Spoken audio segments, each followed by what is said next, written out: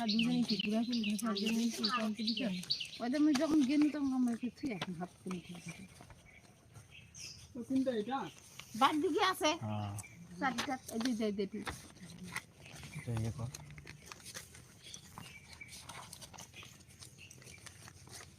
তোমরা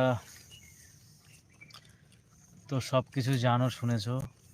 তো আমি আজকে এসেছিলাম বিশেষ একটা কাজে বলতে মানে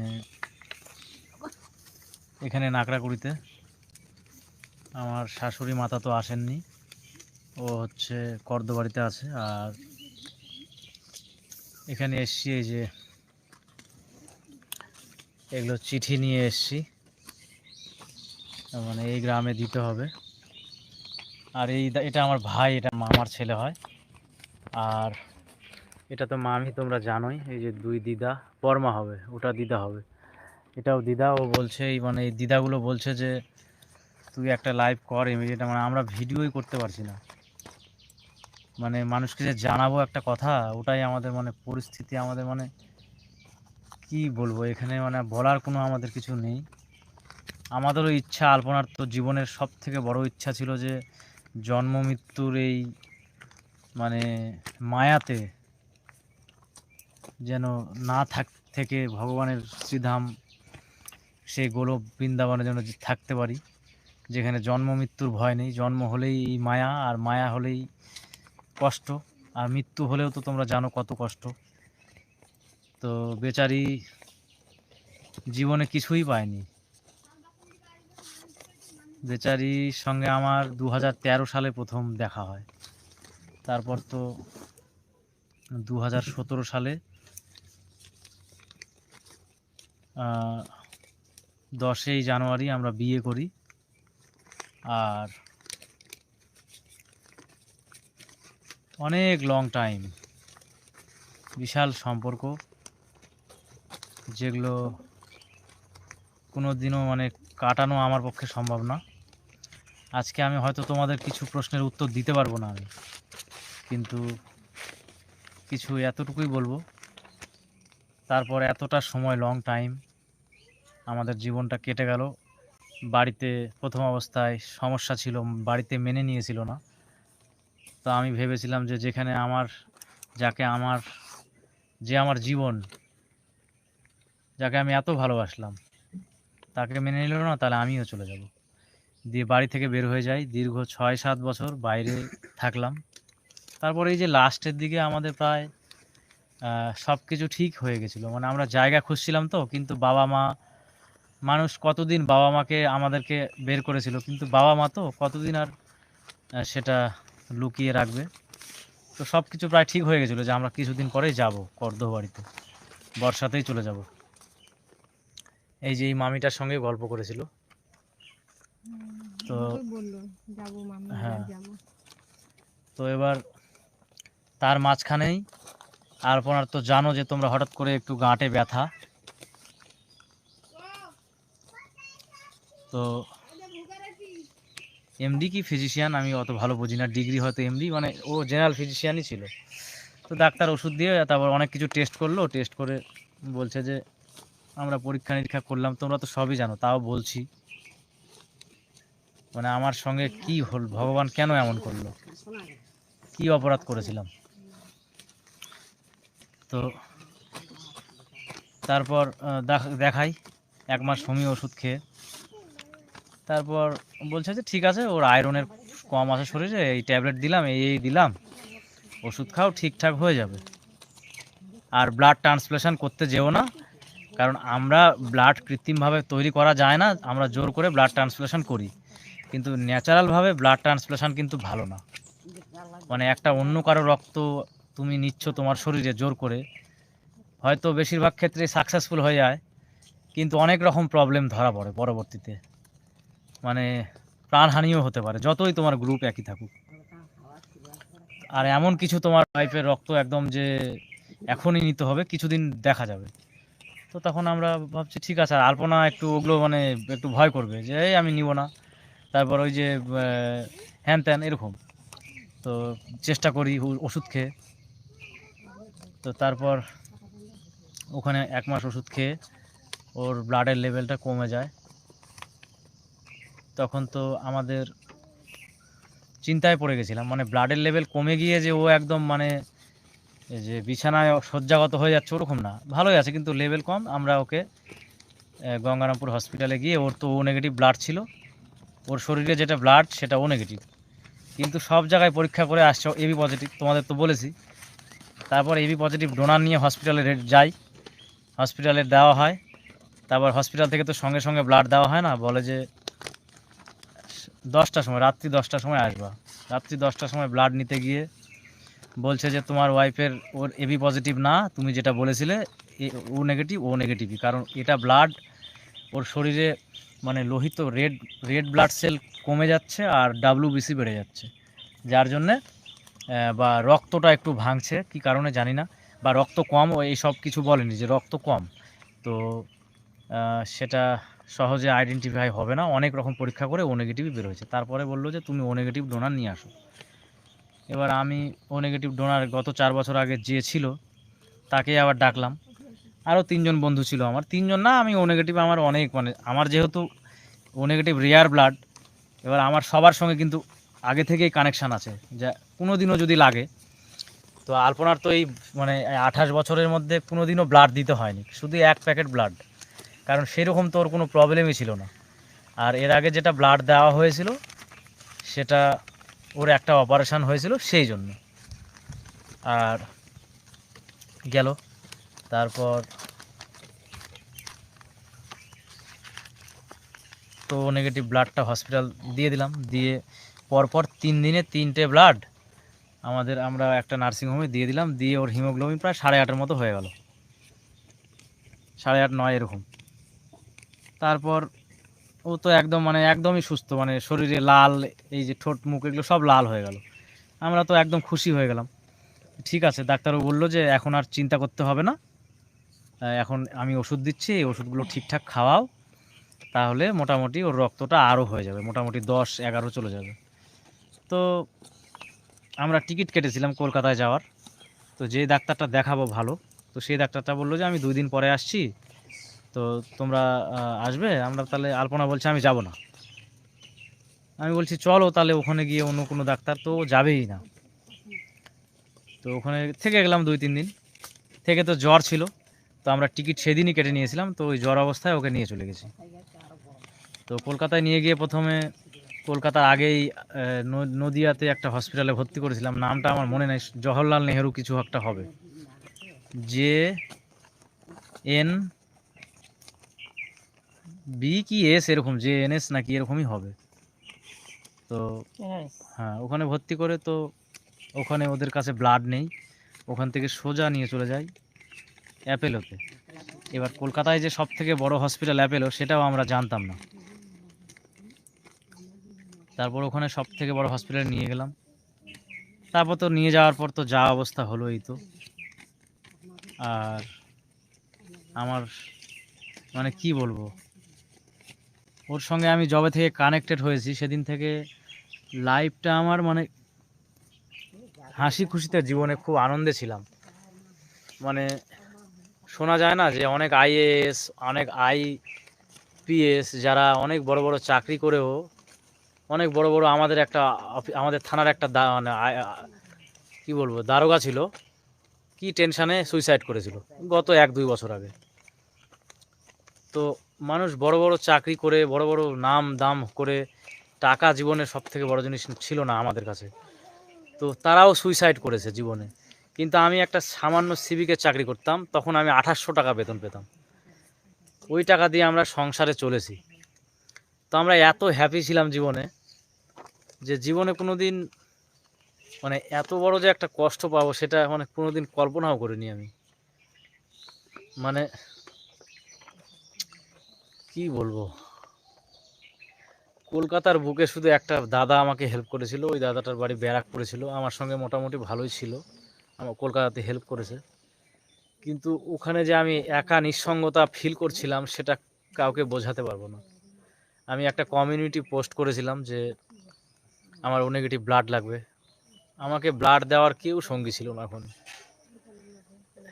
আমার মানে কত যে হাহাকার হচ্ছিল ওখানে, যে সেটা আমি আর বলে বোঝাতে পারবো না। আর আমার শাশুড়ি মাকে আমি হসপিটালে ফেলে রেখেছি, আমি একা ছুটছি, আমাকে কেউ ফোন করেনি। 2-1 জন খালি ফোন করেছে, হ্যাঁ আমরা চেষ্টা করছি, কিন্তু আপনাকে ব্লাড দিব এই কথাটা আমাকে কেউ বলেনি কলকাতার বুকে। কারণ কারণ হসপিটালে ও নেগেটিভ না হয়, যদি O positive, A positive, B positive, AB positive এগুলো যদি হতো তাহলেও মানে এতটা কষ্ট হতো না। কিন্তু এমন একটা ব্লাড গ্রুপ ওর, ও নেগেটিভ, মানে ভগবান আমাদের কত বড় পরীক্ষা নিল। তো ওখানে গিয়ে আমার শাশুড়ি মা তো না খেয়ে আছে, আর আমি তো আজকে দিয়ে 10 দিন হলো কিছুই খাইনি, ভাত খেয়েছি শুধু। আজকে প্রথম, আমাদের নিয়ম আছে তো, কেউ চলে গেলে খাওয়া যাবে না, ফল টল একটু খেয়ে থাকতে হবে 2বার অল্প করে। আর আমি ভেবেছিলাম যে আজকে হয়তো একটু ভাত খাবো। তো কালকে একটু মানে আমি প্রথম মানে এই কয়েকদিনের মধ্যে একটু সুস্থতা ফিল হালকা করছিলাম, মানে এই কারণে মানে আমার শরীরে মানে বুকে ব্যথা করছে। আমার শাশুড়ি মা আমাকে বলছে যে তুমি এত ভেঙে পড়লে হবে, তোমাকে নিয়ে আমাকে বাঁচতে হবে, তুমি ছাড়া আর আমার কে আছে। তো বেচারি, আমি তো স্বামী হই, ওর সঙ্গে আমার 12 বছরের সম্পর্ক, তাতে মনে হচ্ছে যে 12 যুগের সম্পর্ক। আর যে বেচারি মা হয় তার অবস্থাটা কি হয়েছে, তো প্রবলেম। তো আমার ওয়াইফের এই যে যেটা গলব্লাডারে স্টোন হয়েছিল, সেটা জাস্ট 1 সেন্টিমিটারে ছিল। বলছে মানুষ 8-9 এরকম সেন্টিমিটারে এতগুলো পাথর হয় নাকি, তো ওর একটা সামান্য, ওটার জন্য কিচ্ছু হয়নি। আর ওটা যদি অপারেশন করতো হয়তো রুগী আরও সিরিয়াস হয়ে যেত বা আরও কিছু প্রবলেম হয়ে যেত। তো আমরা বুঝতেই পারিনি, যদি আমরা, ওর যদি থ্যালাসামিয়া থাকতো বা অন্য কোনো অসুখ থাকতো তাহলে মানা যেত যে ব্লাড সমস্যা আছে, ওকে ব্লাড দিতে হবে। যে মানুষটার কিছু নেই, এই মানে 28 বছর ধরে কোনো দিন ব্লাড দিতে হয়নি, শুধু 1 প্যাকেট ব্লাড লেগেছিল। তো কি করে যে আমাদের সঙ্গে, বিশেষ করে আমার সঙ্গে এমন হলো, আমি তো মানতে পারছি না। আমি না, কি বলবো তোমাদের, আমি যখন একটু ঘুমাচ্ছি সেই টাইমটা মনে হয় একটু আমি মানে বিভোর হয়ে থাকছি। যখনই ঘুম থেকে উঠছি না তখন মানে একটা হঠাৎ করে দেখবা ঘুমের মধ্যে এই মনে হয় পড়ে গেলাম একদিকে, তারপর হট করে এরকম হয়ে উঠি। তো আমার এইরকম হচ্ছে কেন আমি জানি না, তখন মানে আলপনা মানে মাথায় চলে আসছে। তো কি বলবো, আর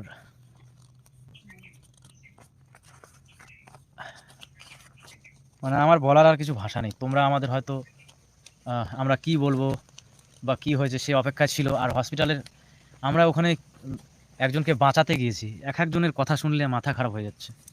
কেন ভিডিও করিনি, ওর অপারেশনটা কেন হয়নি, ওর ব্লাড ট্রান্সফ্লেশন আগে এবি পজিটিভ হয়েছে পরে ও নেগেটিভ হয়েছে, না আগে ও নেগেটিভ হয়েছে। আমরা কি বোকা, ডাক্তার কি বোকা যে আগে ও নেগেটিভ ছিল এখন এবি পজিটিভ? কোনো কারণে ওদের ওটা সায়েন্টিফিক ল্যাবে প্রবলেম হচ্ছে রক্তের জন্য, কারণ ওর রক্তে একটা বাত আছে, ওটা শুধু ওরা ধরতে পেরেছে। আর রক্তে যে হিমোগ্লোবিনের পরিমাণ, হিমোগ্লোবিন তো না, রেড ব্লাড সেল যে কী কারণে কমে যাচ্ছে। জল নিয়ে তো এখানে না, ওই একটা ইয়েতে ফিল্টারে না, এগুলো জল খাওয়া যাবে না। একটা একটা হচ্ছে প্লাস্টিকের গ্লাস, না প্লাস্টিকের একটা কিছু আছে, দেখ বোতল নিয়ে, ওই মার্শাল থেকে নিয়ে। তো কি যেন বলছিলাম, তো এরকম ভুল করেছি। একটা রুগীকে যদি ভুল রক্ত দেওয়া হয় 4 বছর আগে, গত 7 দিন আগে, সেই রুগীটা সার্ভাইভ করবে 7 মিনিটও? বলেন তো আপনারা। ভুল রক্ত বা আরও অনেক কিছু যদি ভুল ট্রিটমেন্ট হয়, সার্ভাইভ করবে? মানে অপদার্থের সব মানে কথাবার্তা, নোংরামি, কয়েকটা মেয়ে মানুষ আমাদেরকে নিয়ে এমন এমন এমন নোংরামি করেছে। আমি চ্যানেলগুলো দেখেছি, ভিউজ সেরকম হয় না, আমাদের ভিডিওগুলোতেই ভিউজ হয়েছে। তো মানে আমার চ্যানেলের সব বন্ধুরা আমাকে কমেন্ট করছে, দাদা তোমরা আসো আসো। আর আমার শাশুড়ি মা, মানে আমাদের এমন পরিস্থিতি, আমরা হয়তো কোনোদিন তোমাদের হাসাতে পারবো না আর। মানে আমরা যেভাবে তোমাদের একটা মানে বাংলা, শুদ্ধ বাংলা ভাষায় যেমন একটা হাসানোর মানে উপস্থাপনা করেছিলাম, সেটা হয়তো জীবনে কোনোদিন পারবো না। কিন্তু আমরা কেমন আছি আর আমার শাশুড়ি মাকে আমি কেমন রাখছি সেটা হয়তো তোমাদের আমি দেখাবো। আর আমরা না 9 মাস থেকে টাকা পাই, মানে মানুষের এমন ভাবসাব যে আমরা 10 লাখ টাকা করে মনে হয় মাসে পাই। আমাদের 2 বছর হলো ইউটিউবে, এই যে 2 বছর ধরে যে ভিউগুলো হয়েছে, 2 বছর ধরে হচ্ছে, 1 দিন 2 দিন 3 দিন করতে করতে 2 বছর ধরে একটা করে ভিউ হয়। একদিনেই কিন্তু আমার একটা ভিডিওতে 1 মিলিয়ন হয়নি। তো টাকা আমরা পেয়েছি ওইভাবে, যেমন ভিউ হয়েছে তেমন। তো রুগীটাকে কি আমরা টাকার জন্য মেরে ফেললাম, এরকম অনেকে বলছে।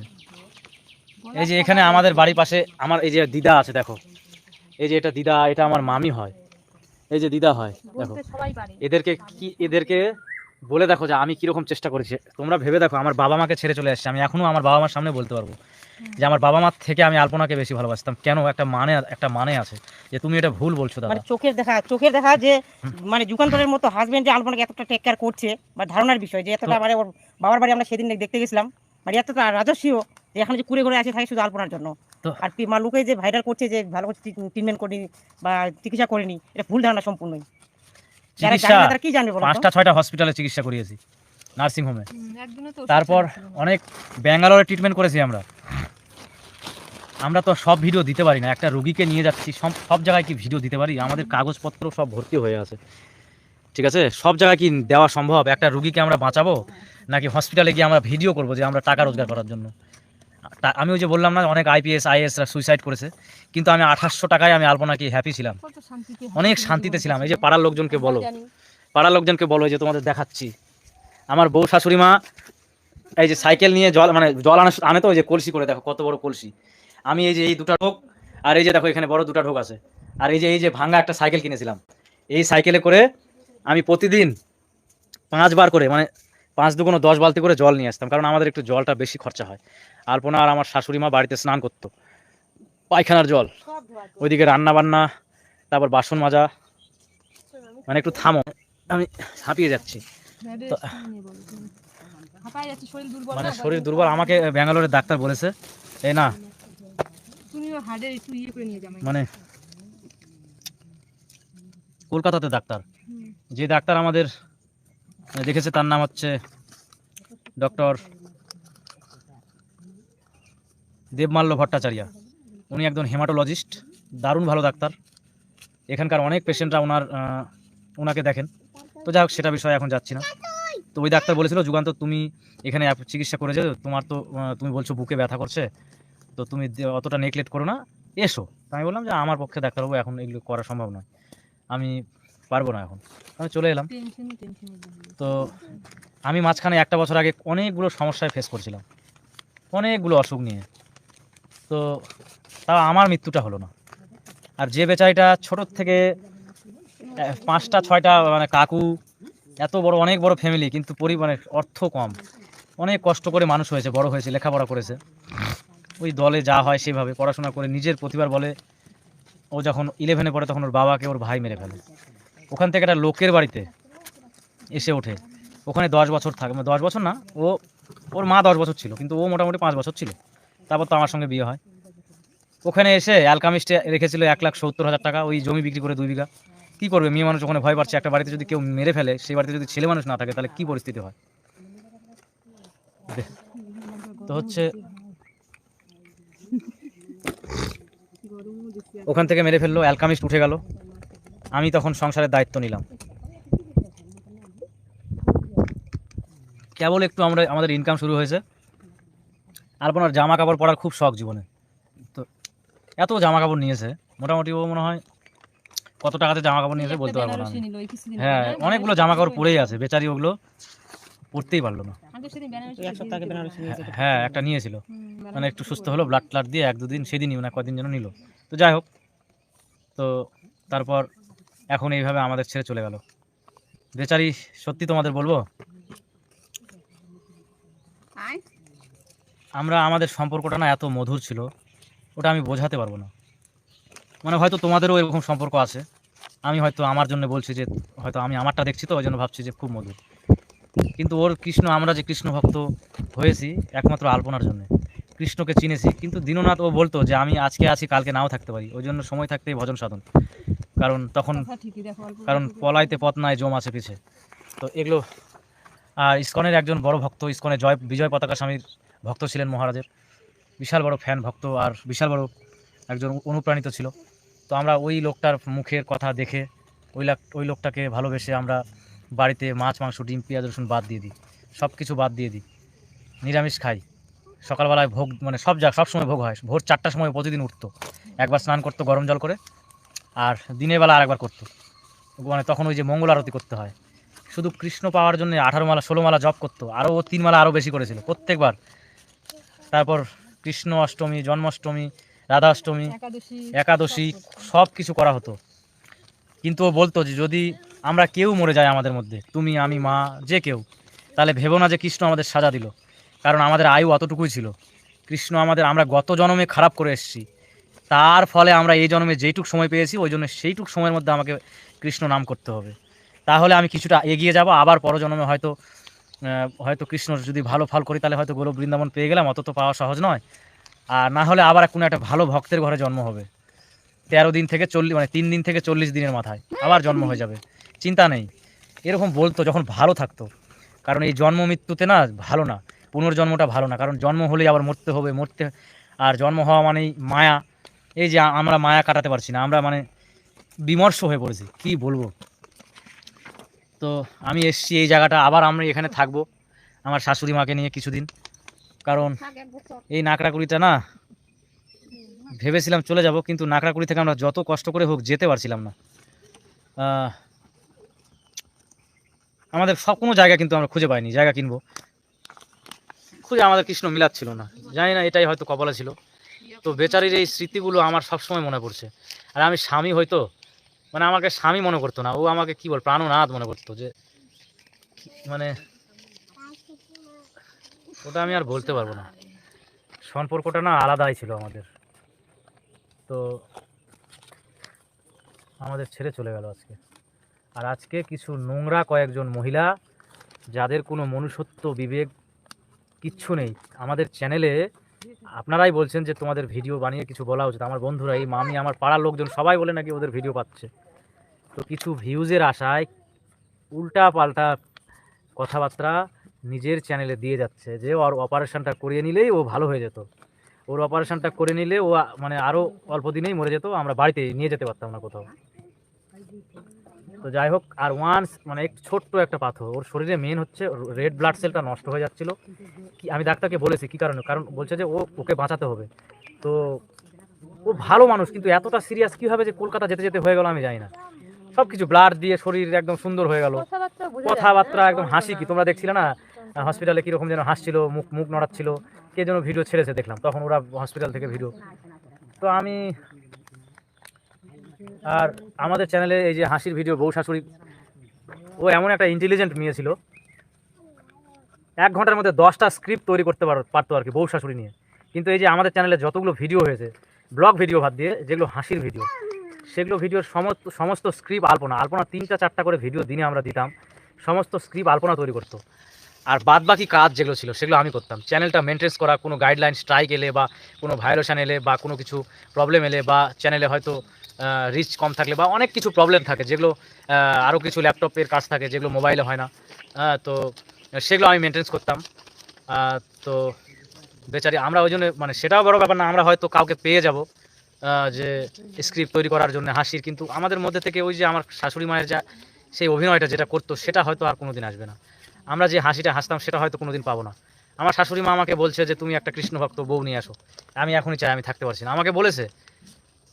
মানে মানুষের মানে কি বলবো, যাই হোক আমার শাশুড়ি মা বলেছে, আমি কিছু মনে করিনি এটাতে। কৃষ্ণ ভক্ত মেয়ে একটা নিয়ে আসলে তাহলে ভালো লাগবে বলছে, কিন্তু আমার পক্ষে ওটা সম্ভব না। আমি বলেছি আমার শাশুড়ি মাকে যে আমি আপনাকে দেখবো, সারা জীবন দেখবো, আপনার নিয়ে কোনো প্রবলেম হবে না, সারাটা জীবন আমার বুক দিয়ে আগলে রাখবো। আলপনা যখন ভালো ছিল তখন বলতো কি যে আমি আমার বাবা জীবনে সুখ পাইনি, আমিও মনে হয় পাবো না রে, যখন সুখের সময় আসবে তখন মনে হয় আমিও মরে যাব, তখন আমার মায়ের দেখো ভুয়া, আমার মায়ের দেখো। কিন্তু আজকে যে কথাগুলো সত্য হয়ে যাচ্ছে, মানে মানে সেটা আর আমি কল্পনা করতে পারবো না। তো বেচারি যে কোথায় আছে জানি না। আর একটা আশ্চর্য জিনিস হয়েছে, আমি সেটা বলতে পারবো না, মানে ও চলে যাওয়ার পর থেকে ওটা বললে মানুষ বলবে যে ওরে বাবা আরও বেশি বেশি কথা, ওই যে ইয়ের ব্যাপারটা, মালা টালা বলবো না, থাক, মানুষ ফালতু বলবে, কিন্তু সত্যি যেটা সেটাই হয়েছে। তো আমরা না খেয়েছিলাম কয়েকদিন থেকে, ওটা তো আমাদের মধ্যে করতেই হবে, এই নিয়মটা ওর জন্য তো করবো আমি। আর আমাদের হচ্ছে অনুষ্ঠান বলতে বলে দিচ্ছি, আমাদের হচ্ছে 25 তারিখে আছে, 25 তারিখে হবে হচ্ছে ক্ষৌরকর্ম, আর আদ্য শ্রাদ্ধ ও পারলৌকিক ক্রিয়া হবে 22শে শ্রাবণ, মানে 26শে জুলাই, ওটা হচ্ছে শুক্রবার। আর আর আর মহাপ্রভুর ভোগ হবে 14ই শ্রাবণ মানে 30শে জুলাই আমাদের বাড়িতে ওখানে মঙ্গলবার। হ্যাঁ, এই তো হচ্ছে ব্যাপার। তো কার্ড ছাপানোর জন্য এই যে দিতে এসেছি। তো এখনও আমার মনে হচ্ছে না, তোমাদের মনে হচ্ছে না, ভাবো যে তোমরা মনে করছো যে আলপনা এখনও কোথাও না কোথাও আছো, এরকম হতেই পারে না। তো তাহলে আমরা কিভাবে আমার শাশুড়ি মাকে আমি নিয়ে আসি, আমি নিজে আছি, মানে মাথা। শুধু আমার ক্ষেত্রে এটা হলো না, আমি দেখলাম তো আরও অনেক কয়েকটা ইউটিউবার ছিল যারা জীবনের চরম শিখরে এসে জীবনে কেবল একটু মানে একটু হাসি হাসবে, বাড়ি ঘর বিষয় আশা এগুলো তো কিছুই হয়নি। আমরা জাস্ট একটা জায়গা খুঁজছিলাম যে 50-60 হাজার টাকা শতক, 6-7 শতক 8 শতক মতো যদি জায়গা বা 10 শতকও যদি পাই তাহলে নিতে পারবো। তার বেশি যদি হয়, আমরা 1 লাখ টাকা শতক হলে মানে 5-6 শতকের বেশি নিতে পারবো না। তাহলে আমরা কত টাকা রোজগার করেছি ভাবো। তো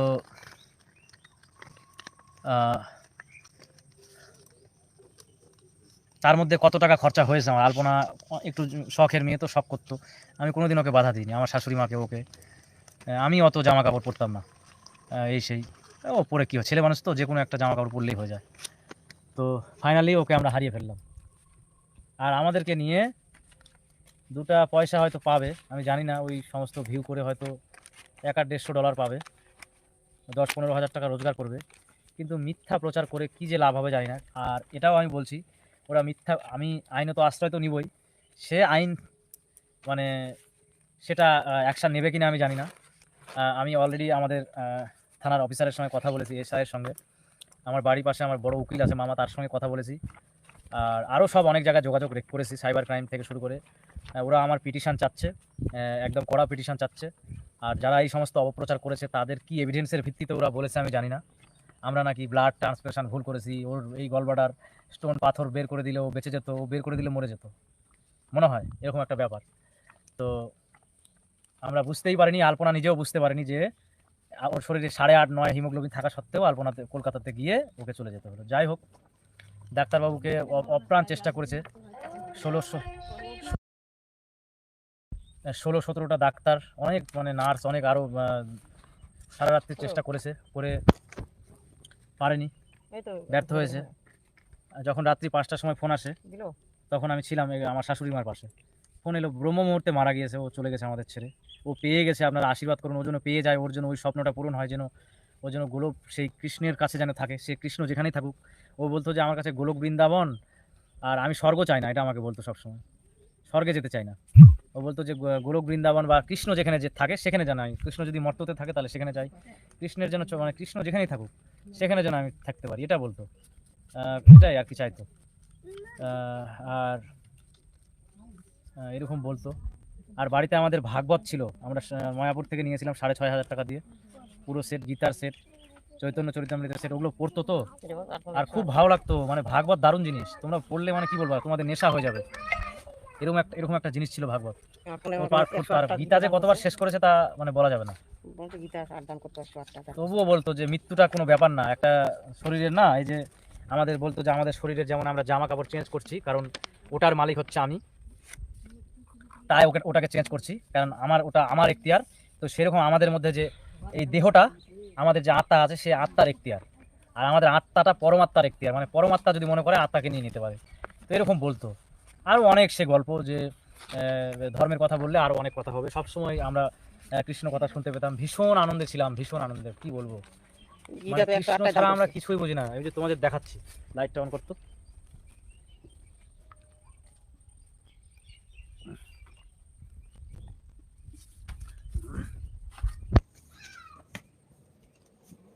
দেখা এদিকে, তোর লাইটটা দেখা। আচ্ছা দেখাবো না আমি আর, কারণ তোমরা তো আমাদের ঠাকুরের ঘরটা দেখেছো, ওটাই দেখাতাম, গীতা ভাগবত দেখেছো।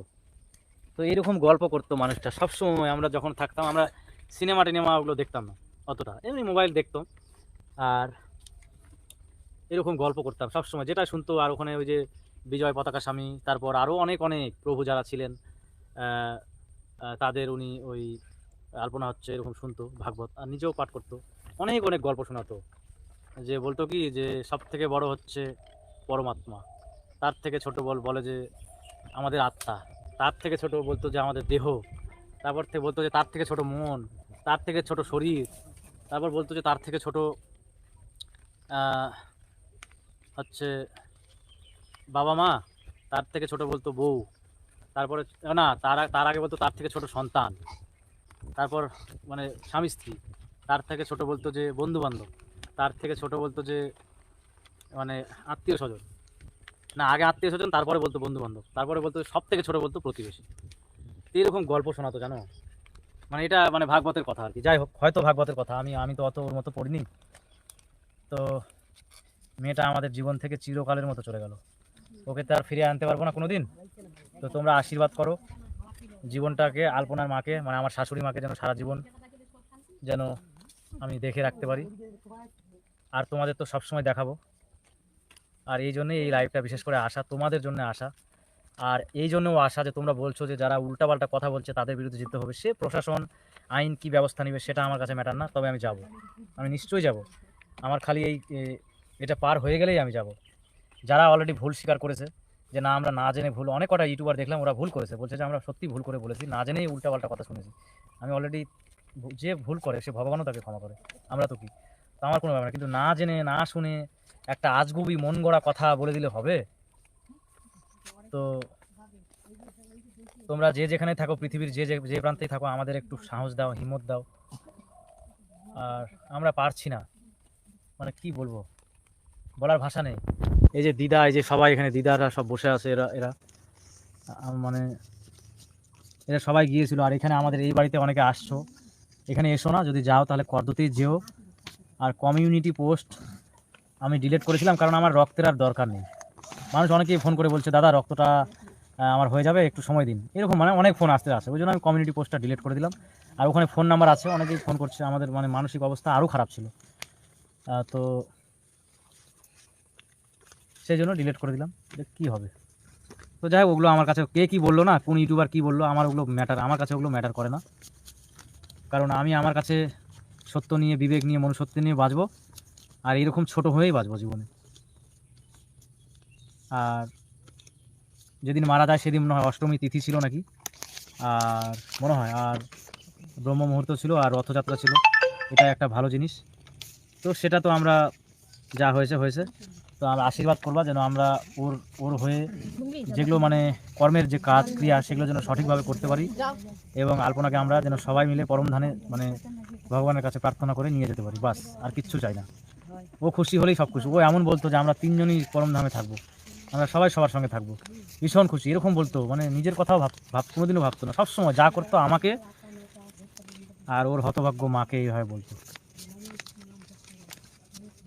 আমি সব থেকে কাছের ছিলাম তো আলপনার, মানে এই জন্য আমি বুঝতে পারছি না যে কি, আমার এখনও বুঝতে পারছি না যে আমি কি করব। আমার এখনও মনে হচ্ছে যে আমি মানে কি বলবো, তো সেগুলো আর বলি লাভ নয়, আমার তো বলতে চাই না ওগুলো কথা। তো তোমরা এসো, পারলে আমাদের এখানে এসো, আমাদের সঙ্গে দুটো কথা বলে যেও, এটাই আমি চাই, আর আর কিছু চাই না। আর সব থেকে বড় চাওয়া আমার আলপনা যেন ভালো থাকে, আর তাহলেই আমি ধন্য। আর ভিডিও নিয়ে আমরা ভিডিও মনে হয় মানে চ্যানেলই বাদ দিয়ে দিব নাকি তার ঠিক নেই। আর সবাই বলছে যে বাদ দিও না, তোমরা এইভাবে চালিয়ে যাও। তো জানি না পারবো কিনা, সেই শক্তি ভগবান দিবে কিনা, বা আলপনা যদি দিতে পারে ওখান থেকে, কৃষ্ণের ধাম থেকে, যে কৃষ্ণের পরম ধামে যাবে তার সব কিছু মনে থাকবে। তো এটাই খুশি যে সবাই সবাইকে চেনা যায়, এরকম নাকি। তো তোমাদের কোনো প্রশ্নের উত্তর আমি দিতে পারছি না আজকে, আর সেরকম আমার মুড নেই বা